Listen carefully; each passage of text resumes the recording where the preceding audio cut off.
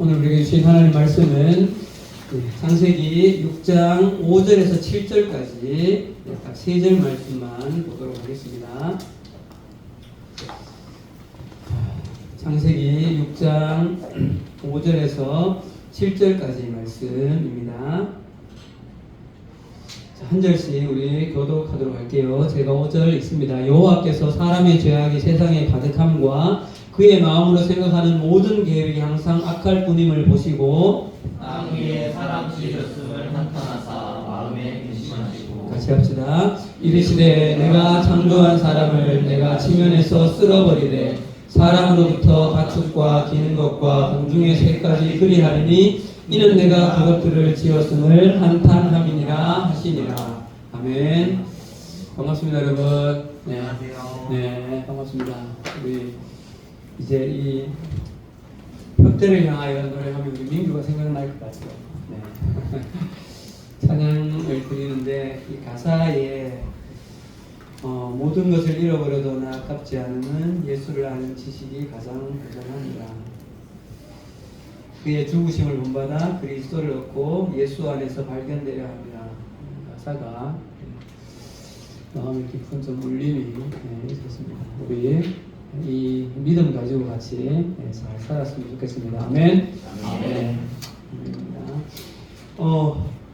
우리는 지난주에 이 3절에서 5절 중심으로 말씀을 좀 묵상을 했습니다.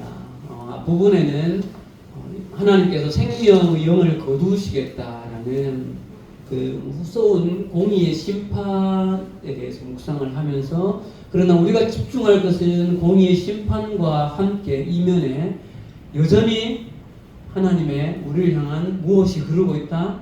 사랑이 여전히 이 공의의 심판 아래에도 흐르고 있다. 몇 년을 통해서 그걸 확인했습니까? 20년이라는 방주의 건조의 기간이 우리로 하여금 회개할 수 있는 기회를 허락하고 있다는 것. 그것을 통해 생각을 했고요. 두 번째는 4절에 당시의 땅에는 누가 있었다? 네피림이 있었다. 네피림이 이 세상에 어떠한 삶을 살았는가를 통하여서 죄가 세상을 어떤 식으로 완전히 왜곡시켰고 망가뜨렸는가. 죄는 하나님께서 이 땅 가운데 사람과 사람 사이의 관계의 원리를 사랑으로 하나 되는 그 연합의 원리가 아니라 무엇과 무엇으로요? 힘, 폭력으로 지배하는 그것이 세상에 관영하도록 만들어버린, 그렇게 세상을 망가졌죠.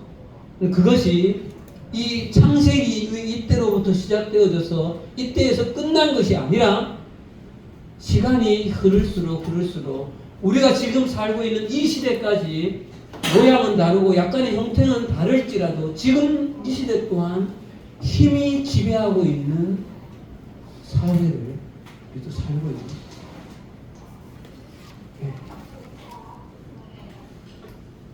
자, 그런데 여러분, 제가 어제 말씀을 마무리를 하면서 그러나 우리가 기억해야 될 한 가지 더 중요한 사실이 있다는 것을 좀 말씀을 나누겠다는 생각이 들었어요. 그럼 그게 뭔가 하면 여러분,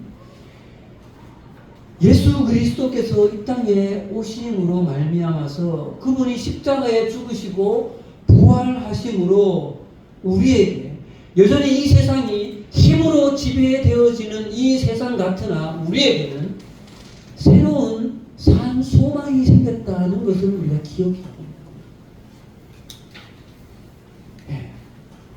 여러분, 그 소망이 무엇일까요? 그것은 바로 하나님께서 원래 이 땅 가운데 허락하신 사람으로 온전히 연합하는 그 하나됨의 관계를 예수 그리스도의 그 십자가라는 것이 그 온전한 샘플이 되어져서 우리에게 다시 창조의 그때로 돌아갈 수 있는 길이 열렸다는 것이 우리의 소망이라는 것이죠.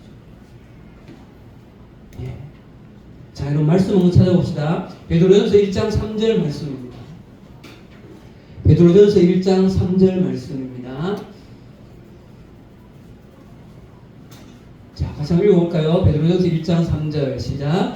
우리 주 예수 그리스도의 아버지 하나님을 찬송하리로다. 그의 많으신 긍휼대로 예수 그리스도를 죽은 자 가운데서 부활하게 하심으로 말미암아 우리를 거듭나게 하사 무엇이요? 산 소망이 있게 하시니. 여러분, 예수 그리스도는 우리의 소망되어지시는 분인데 여러 가지의 소망을 우리는 꿈꿀 수 있고 우리는 알 수 있어요. 그런데 지금 이 포인트에서 우리가 예수를 어떤 소망으로 우리가 여길 수 있느냐?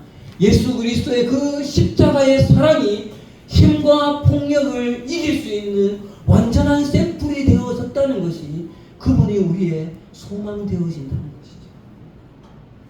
여러분 기억납니까? 예수님을 잡으러 겟세마네 동산에 왔을 때 베드로가 뭘 빼서요? 검을 빼서 누구의 귀를? 말고의 귀를 잘랐죠. 근데 예수님이 뭐라고 하셨어요? 검을 집어넣고 귀를 고쳐주시면서 검으로 일어난 자는 뭐로 망한다고요? 검으로 망한다. 그럼 그것이 이 말씀과 동일한 것이죠. 여러분 힘으로 일어난 것은 힘에 의해서 다음 힘에 있어서 지배당하게 되는 것입니다. 그러나 예수 그리스도는 무엇으로 세상을 이기셨어요? 힘이 아니라 당신의 죽으시는 그 십자가로 세상을 이기신 것입니다. 여러분 이것이 예수가 우리의 소망이라는 것입니다.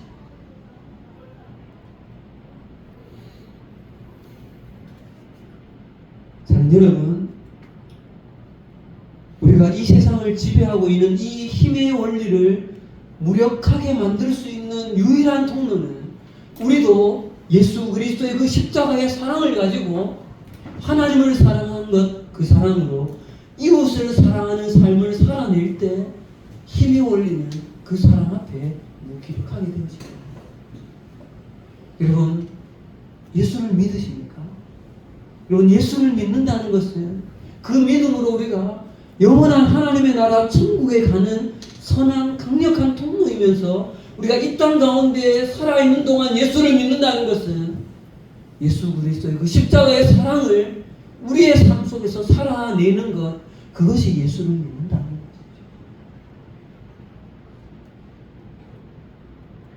것이죠. 우리가 예수 그리스도의 그 십자가의 사랑을 살아낼 때 그 현장 속에 하나님의 나라는 임하는 것이죠. 하나님의 나라는 거기 임하는 것이죠. 자, 우리 옆 사람들 인사합시다. 이야기합시다. 십자가의 사랑으로 사랑합시다. 시작. 내가 조금 더 사랑할게. 시작. 그 뭐야? 이거 왜 말을 안 해? 한번 빨리. 내가 조금 더 사랑할게. 시작. 내가 조금 더 사랑할게. 오늘 서론이 조금 길었는데요. 오늘 본문으로 들어가겠습니다. 네, 한 가지 기쁜 소식은 최근 거의 4장까지 원고가 오늘 3장에서 끝난다. 아쉽다. 그걸 내가 참말로 알았죠. 근데 과감하게 한 장을 버렸어요. 과감하게 한 장을 버리고 참 잘했죠. 그거는 다음 주로. 그래서 다음 주에 한 번 더 6장을 가요. 볼 게 너무 많아요. 사실 이 본문에서. 자, 오늘 본문으로 좀 들어가 봅시다, 여러분. 오늘은 5절에서 7절까지의 그 한탄하다는 낱말에 좀 집중하려고 해요. 자, 이 낱말의 앞부분에는 여러분, 하나님의 그 마음을 좀 묵상을 하고요. 앞부분은 뒷부분의 두 번째 파트에서는 우리가 사실 이 한탄하다는 말에 약간의 의구심이 좀 있잖아요. 그렇죠? 하나님이 사람 지으시는 한탄을 어떻게 하나님 그럴 수 있지? 그것을 우리가 좀 하나님의 속성을 좀 이해를 해야 이 부분을 이해할 수 있어요. 그 부분을 가지고 좀 나누었으면 좋겠습니다. 마침 제가 1학기 때 신대원에서 배운 내용이 이런 내용이었어요. 그래서 그 내용의 일부를 조금 나누려고 합니다. 그래서 오늘 제목은 하나님에 대한 집중이에요. 같이요, 시작. 그대여 하나님을 알라입니다. 자, 말씀 오늘 7절 다시 한번 읽어봅시다. 7절 시작. 내가 창조한 사람을 내가 지면에서 쓸어버리되 사람으로부터 가축과 기는 것과 공중의 새까지 그리하니니 이는 내가 그것들을 지었음을 한탄하니라 하시니라. 6절에도 한탄하셨다는 말씀을 나누죠. 7절. 이 한탄이라는 말의 원어가 나함이라는 말인데 실제로 후회하다라는 말이에요. 후회하다. 그리고 또 다르게는 뭐 위로하다라는 말로 쓰여서 여기서는 뭐 위로의 의미는 아닐 것 같고 실제로 하나님께서 후회하셨다는 이런 의미라는 거죠. 그런데 여러분 우리가 이 포인트에서 완전하신 하나님이 어떻게 후회하는 일을 하실 수 있는가 이 부분은 조금 이따가 생각하고요. 우리가 먼저 좀 생각해야 될 부분은 이 낱말 속에서 나타나는 하나님의 그 마음 조금 구체적으로는요.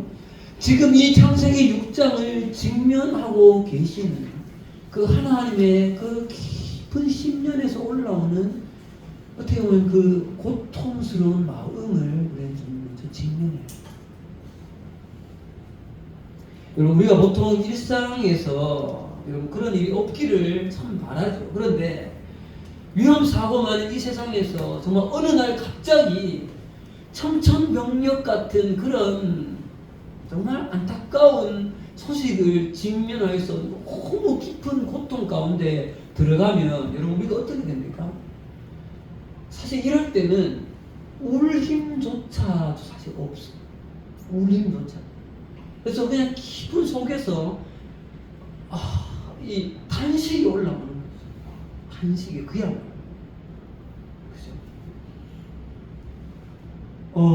사실은 오늘 우리가 지금 하나님께서 탄식하셨다는 이 반복이 나오는 말씀 앞에 먼저 깊이 좀 들어가야 할 것은 이 상황을 직면하시는 그 하나님의 그 고통이 얼마나 심하신가라는 그 부분이라는 거예요. 자, 지금부터 이제 우리 여러분 그 내가 하나님이 되었다고 여러분 감정이입을 좀 해봐야 합니다. 내가 하나님이 되었다고 생각을 해보세요. 자, 여러분 창세기 지금 6장에서 하나님께서 이 천지 창조라는 하나님 나라의 이 거대한 프로젝트를 시작하시죠. 지금까지 우리가 그걸 묵상해보고 있잖아요. 1장, 2장에서 이 모든 것을 5일간 완전하게 세팅을 해 놓으시죠.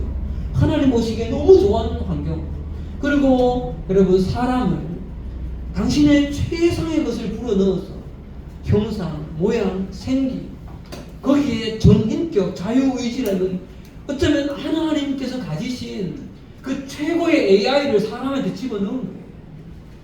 여러분 그렇게 하나님의 최선으로 창조하신 그 사람에게 무엇을 부여했어요? 하나님의 권위를 주었죠. 하나님의 권리를 주었어요.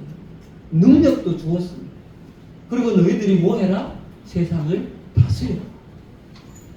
여러분 그러면서 하나님 마음은 어땠을까요? 하나님 하나님은 쉽게 말하면 기대 만땅이었을 거예요.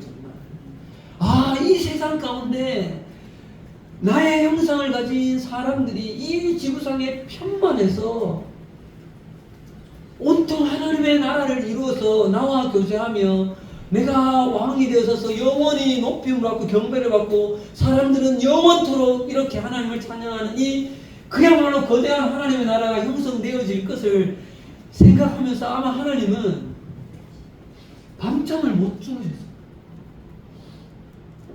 그런데 여러분 실상은 어때요?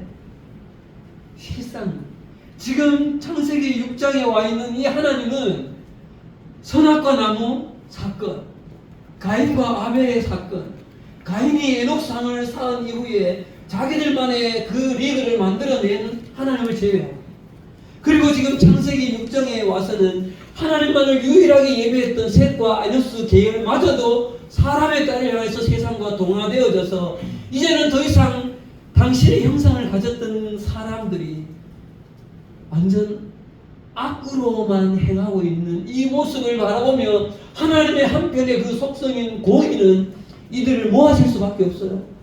벌하실 수밖에 없는 이 상황을 하나님이 직면하시면서 하나님이 어떤 마음이셨을까?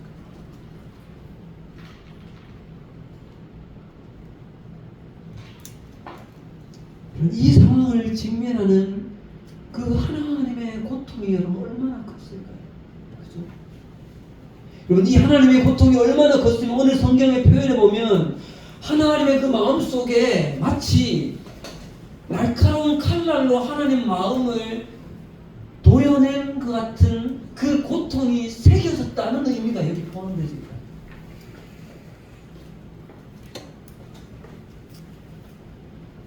자, 여러분, 그 의미를 조금 더 여러분 이 원어에서 찾아볼게요. 여러분.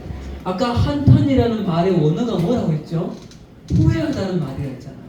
그런데 이 단어가 의미는 그러한데 어디에서 생겼는가 그 근원을 여러분 따져보면 이 한탄이라는 말은, 자 보세요 여러분, 어떤 원에서 나왔는가 하면 사람이 극한 고통 속에서 있을 때 그 고통 속에서 짧게 내쉬는 라고 내쉬는 그 내심의 호흡이 이 말에 시작된 원어랍니다.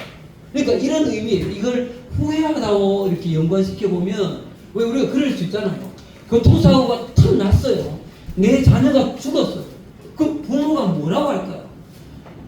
내가 조금만 천천히 갔더라면 하고 뭐 하는 거예요? 깊은 그 고통 속에서 후회를 하게 되잖아요. 이 의미가 그런 의미라는 거죠. 이 한탄이라는 말. 자, 그 다음 여러분, 이 고통의 의미가 조금 전 이야기했던 그 새겨지다는 의미가 있는데, 이 뒤에 보세요. 6절의 뒷부분. 6절 다시 한번 읽어볼까요, 여러분? 6절 시작. 땅 위에 사람 지으셨음을 한탄하사 마음에 근심하시고. 여러분, 마음에 근심하다는 말에, 이 말의 원어를 직역하면 마음의 고통이 흔적이 나서 완전히 새겨져 버리다, 이런 의미라는 거죠.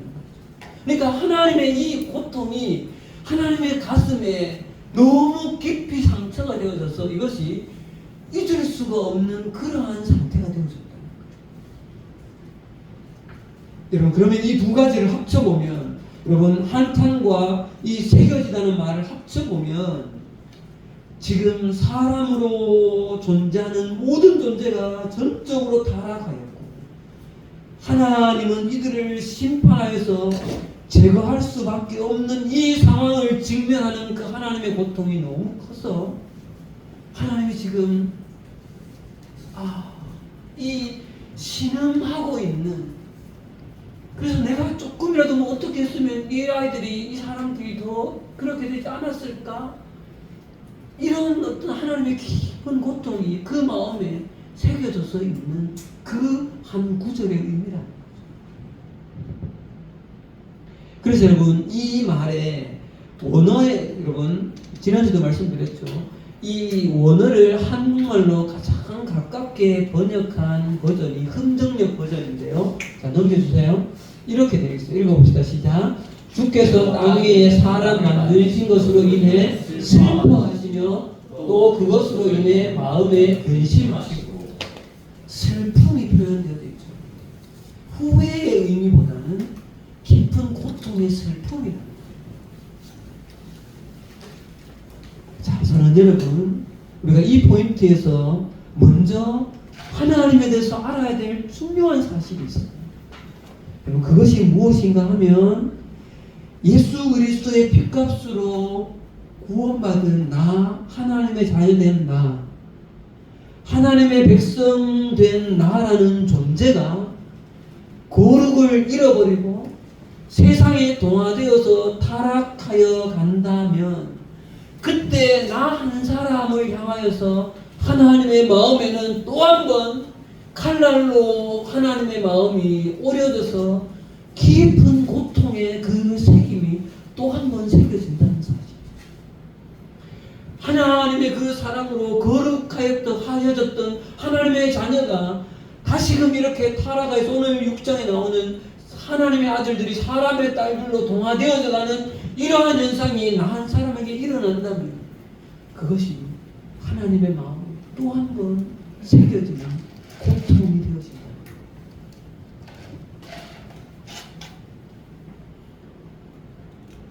여러분, 우리 육신의 부모 자식 간에도 자식이 범죄해서, 예를 들어서 정말 교도소를 들락날락 거리고 한다면 그 모습을 지켜보는 부모의 마음이 어떨까요? 찢어지죠. 하나님이 똑같다는 거예요.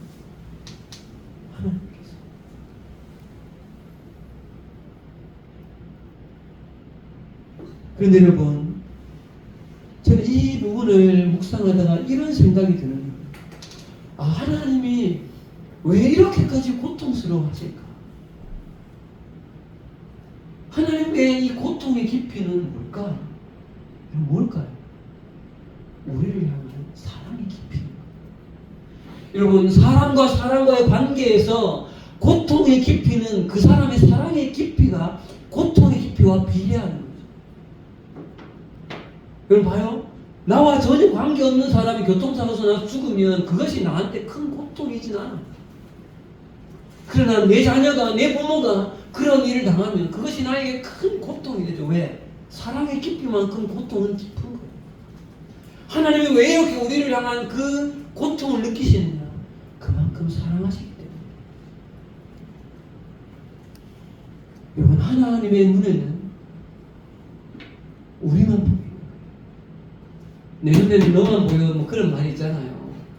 하나님의 눈에는 나 한 사람밖에 안 보이는 거예요. 여러분, 부모 눈에는요, 운동회를 보면 수많은 아이가 거기 줄에 서 있지만 내 자식밖에 눈에 안 들어온다고요. 나 한 사람이 하나님의 눈에 좀.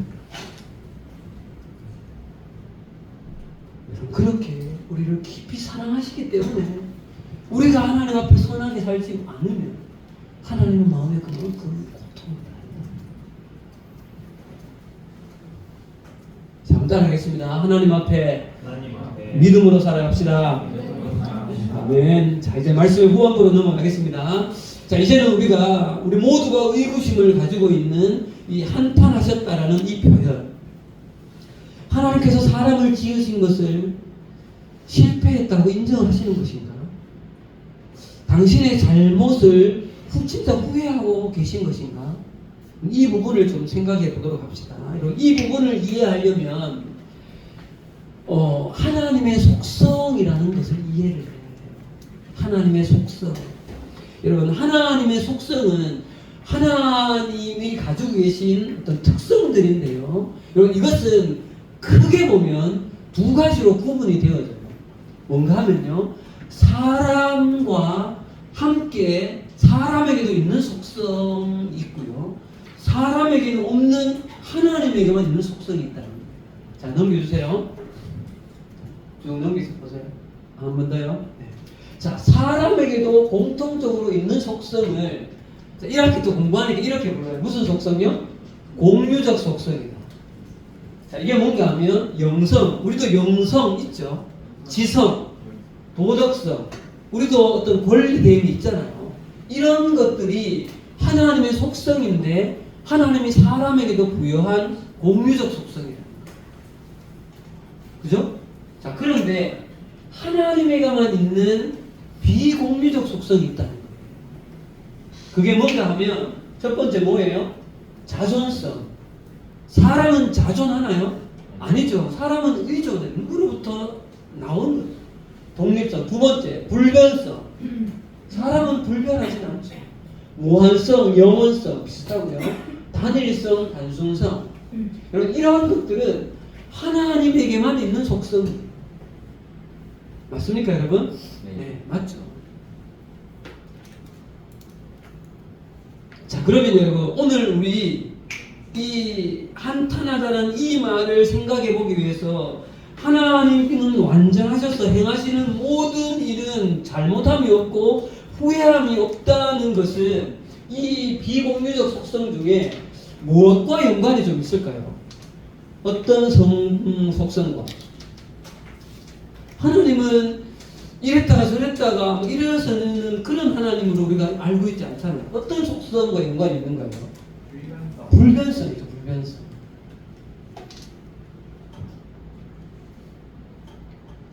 자, 그런데 여러분, 이 하나님이 불변하시다는 것은 네 가지의 측면에서 불변하다는 거예요.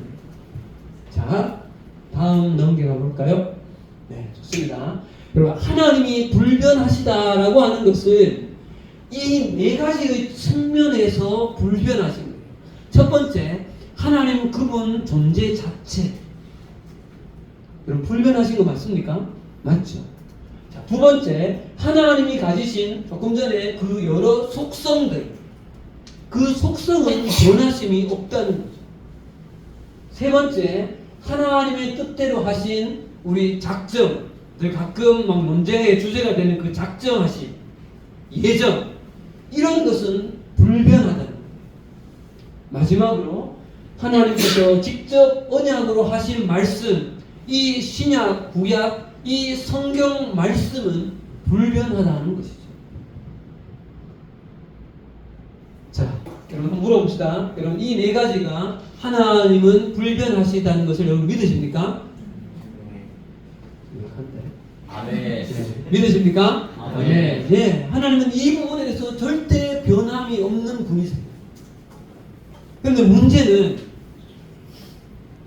성경 곳곳을 가끔 읽어보면 하나님이 변하는 것처럼 느껴지는 그런 구절이 있다는 거예요. 맞죠? 맞습니다. 네, 그런 구절이 있다는 거예요. 하나님 꼭 뜻을 바꾸시고 계획을 수정하시는 이런 구절이 나오는 게 좀 문제예요. 이제 여러분 대표적으로 오늘 본문이 그렇고요. 그리고 한 곳을 더 찾아봅시다. 사무엘상 15장 11절. 사무엘상 15장 11절. 그리고 거기는 하나님이 그냥 내가 후회한다 이렇게 아예 표현을 해요. 직접. 자, 읽읍시다. 시작. 내가 사울을 왕으로 세운 것을 후회하노니 그가 돌이켜 나를 따르지 아니하며 내 명령을 행하지 아니하였음이니라 하신지라. 여기는 아예 대놓고 후회한다고 하시죠. 그런데 여러분 재밌는 것은 고 15장에 여러분 29절로 가봐요. 또 하나님이 완전 반대의 이야기를 하세요. 29절 읽읍시다. 시작. 이스라엘의 지존자는 거짓이나 변개함이 없으시니 그는 사람이 아니시므로 결코 변개하지 않으심이니이다. 여기 또 뭐예요? 여러분 잘 보세요. 오늘 6장 6절의 한탄, 조금 전에 11절에 보았던 사울을 왕 세운 것으로 후회한다는 이 후회, 29절에 변개함이 할 때 변개, 다 똑같은 낱말이고 원어예요. 이 세 가지가. 그럼 뭐예요 지금? 하나님은 좀 전에 후회한다 했다가 지금 29절에는 나는 절대 변함이 없다 이렇게 이야기하시고, 그쵸? 자, 여러분 지금부터 잘 들으십시오, 여러분.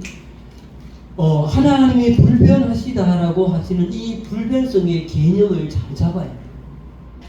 예, 이 개념을요. 잠깐 가봅시다, 여러분. 조금 전에 말한 여러분 네 가지, 이 네 가지 하나님 존재 자체, 그분의 속성, 그분의 뜻대로 하신 작정, 그분이 하신 말씀, 그리고 이 네 가지에 대해서는 변개함이 없으십니다. 절대 불변이세요. 그런데 여러분, 하나님께서 창조하신 우리 사람들이 살아가는 모습이나 사람들의 행한 어떤 것으로 일어난 그 상황에서는 하나님께서 태도를 바꾸실 때가 있다. 자, 다시요. 이 불변성의 이 네 가지 요소에서만큼은 하나님은 불변이세요. 그러나 사람들이 행하고 있는 그 상황으로 인하여서 하나님은 하나님의 입장과 태도를 바꾸실 때가 있다는 거예요. 자, 예를 들어 볼게요, 여러분. 예를 들어 봅시다. 자, 여기 A라는 사람이 있어요. 거룩한 의인이었어요. 그런데 이 사람이 살아가다가 범죄하고 타락하여서 악인이 되었습니다. 자, 그러면 하나님께서 의인이었던 이 사람을 대할 때와 악인이었던, 그래서 더 이상 하나님을 믿지 않고 거부하고 있는 이 사람의 태도가 바뀌었죠. 그러면 이 사람을 대하는 하나님의 입장 태도는 완전 불변 똑같아야 되나요? 아니죠. 태도를 바꾸신다는 거예요. 반대도 똑같다는 거예요. 악인이었던 자가 예수 그리스도를 믿고 의인이 되어지면 이 악인을 대하는 것과 선하게 의롭게 바뀐 존재를 대하시는 하나님의 태도가 바뀌시는 거죠. 자, 그런데 여러분 기억하셔야 될 것은 하나님이 이렇게 태도를 바꾸시는 것이 오히려 이 네 가지를 강력하게 지지한다는 거예요. 맞죠, 여러분? 자, 하나님의 속성은, 하나님의 공의는 악인을 향하여서 어떻게 해야 돼요? 심판하셔야 돼요. 의인에 대해서는 어떻게 해야 되죠? 은혜를 베푸셔야 되죠. 여러분, 하나님이 태도를 조금 전에 바꾼다고 하는 것이 오히려 하나님의 이 불변의 이 네 가지의 대원칙을 더욱더 강력하게 지지한다는 거예요. 그러니까 이 네 가지의 원칙 안에서 태도를 바꾸신다는 거죠. 그러면 하나님은 불변하신 거예요? 하나님은 바꾸시는 거예요? 하나님은 불변하신 거죠. 오늘 대표적으로 여러분 이 말, 내가 사울을 왕으로 세운 것을 후회한 이유가 뭐예요? 누가? 사울이 타락했기 때문에 하나님께서 태도를, 사울을 향한 태도를 바꾸셔서 그를 폐위하시는 거예요. 이런 의미에서의 후회라는 거죠.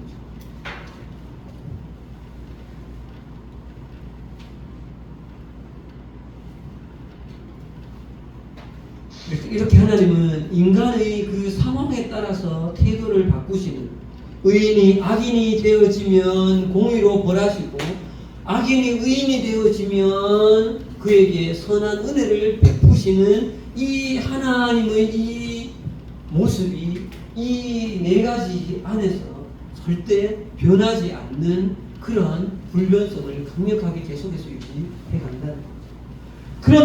그런데 네, 우리가 성경을 읽으면 오늘 본문처럼 왜 헷갈리는 경우가 생기느냐, 지금이 그 이유를 조금 더 여러분 가려운 데를 긁어줄 수 있어요. 왜 그런가 하면 여러분, 하나님의 이 후회하심을 표현하는 이 표현이 우리를 헷갈리게 하는데, 이 표현이 한번 따라 할까요 여러분? 신인동형. 이 표현이 신인동형론으로 표현되고 있다는 거예요. 여러분, 그게 무슨 말인가 하면 쉬운 말이에요. 넘겨주세요. 자, 봐요. 하나님과 같은 신적 존재를 신인, 사람과 동형, 동일한 형상과 특성을 가진 존재로 성경이 묘사한다는 거예요. 그러니까 쉽게 말하면 하나님을 사람의 어떤 감정이나 사람의 어떤 생각이나 행동처럼 하나님이 그렇게 하시는 것처럼 글자로 표현되어진다는 거예요. 왜 그렇게 하신다? 누구를 위해서?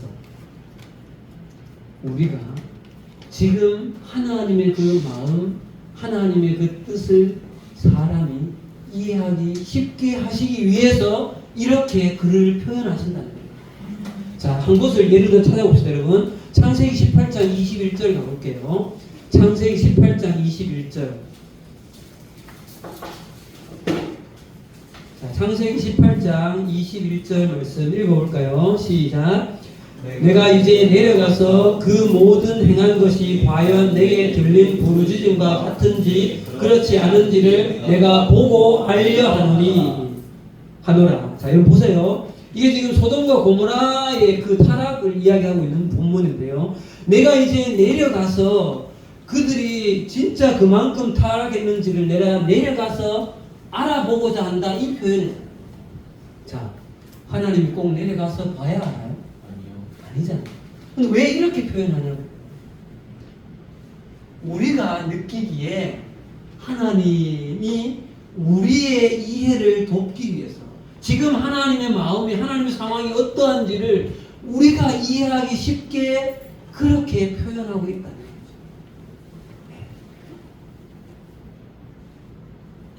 그래서 여러분, 지금 이 상황 속에서 하나님의 뜻, 하나님의 마음, 하나님께서 사람에게 전하고 싶은 그 메시지를 우리 사람이 더 알기 쉽게, 더 잘 이해하도록 전달하기 위해서 이런 표현을 쓰고 있다는 거예요. 그래서 우리는 이런 본문을 읽으면 이게 좀 헷갈릴 때가 있다. 대표적으로 오늘 본문, 사람을 지으셨음을 한탄했다, 사울을 왕세운 것을 내가 후회한다, 내가 내려가서 알아보고자 한다, 이런 표현들이 대표적으로 그런 표현들이라는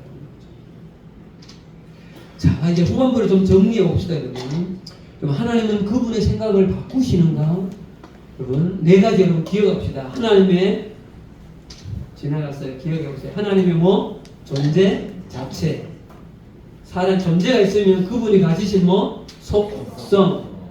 그 속성으로 하나님은 이 세상은 이렇게 될 것이다 뜻하신 작정하셔서 우리에게 주신 이 뭐요? 말씀. 이 네 가지에 대해서는 불변하시잖아요. 그런데 사람들이 이렇게 저렇게 상황들을 만들어내는 것에 의해서는 하나님은 이 네 가지의 그 틀 안에서 태도를 바꾸신다는 거죠. 그런데 그것이 표현이 신인동형으로 표현되어져 있기 때문에 우리에게 가끔 헷갈림이 온다는 거죠. 자, 그러나 그 하나님의 그 태도를 바꾸시는 것은 오히려 하나님의 불변성을 강력하게 지지하고 있고 그 범위 안에서 이루어지고 있다는 것을 기억해야 합니다. 자, 그런데 여러분, 중요한 것은 지금부터예요. 이 하나님의 불변성이 우리의 신앙에 엄청 중요하다. 왜 그럴까요? 우리의 이 믿음, 하나님을 향한 우리의 이 믿음의 근간이 이 불변성에 세워져 있다는 거예요. 왜 그럴까요? 만약에 하나님이 그야말로 진짜로 불변하시지 않고 하나님의 이 성경 말씀이 이랬다 저랬다 하시고 하나님의 존재가 이랬다 저랬다 하나님의 속성이 이랬다 저랬다 한다면 그 하나님을 여러분 믿을 수가 있어요. 사람 사이에서도 제일 못 믿을 사람이 뭘 바꾸는 사람이에요? 말을 바꾸는 사람이에요. 하나님이 말을 바꾼다면 하나님을 믿을 수 없죠. 여러분, 우리의 믿음은 불변하시는 하나님의 그 속성이 있기 때문에 우리의 믿음이 가능하다는 거예요. 그렇죠. 여러분, 우리가 하나님을 믿을 수 있는 그 근본 힘은 하나님의 존재, 그분의 속성, 그분이 하신 작정, 그분의 이 말씀이 변함이 없다는 그 견고한 신앙 위에 우리는 하나님에 대한 신뢰와 믿음이 형성되어져 있다는 것을 기억해요. 그렇기 때문에 우리는 이 하나님의 불변성이 너무 소중합니다. 자, 이제 말씀을 정리하면서 여러분,